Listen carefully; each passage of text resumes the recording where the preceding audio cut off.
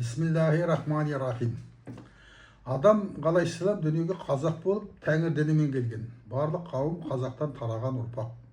Атамыз қазақ о баста жаратушы тәңірін шын емдеп табынған.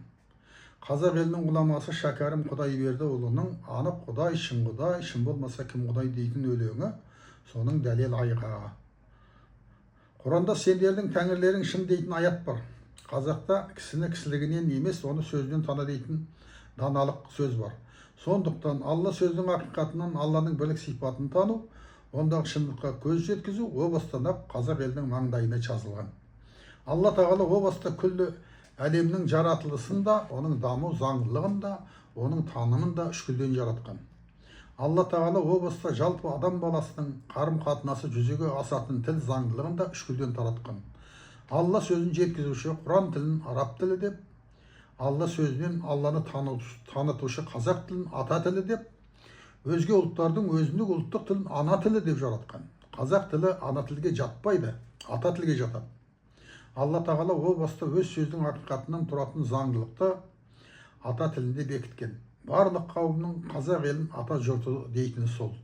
Алланың елшісі Мұхаммед алейхиссалам өз хадисінде Алла тағаланың пенделеріне салған сара жолы қайсы, оны көбі білмейді.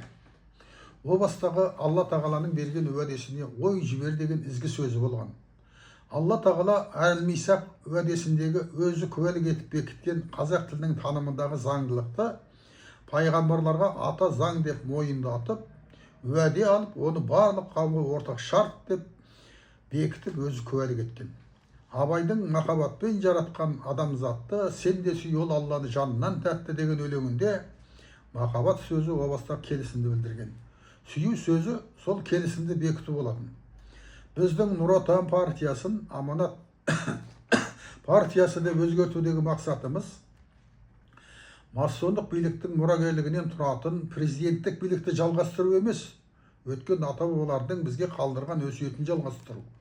Өткен ата-бабалардың бізге қалдырған өсиеті Алланың елшісі Мұхаммед алейхиссаламның қазақ еліне табыстаған Алланың аманатын қазақ елінен жүзеге асыру.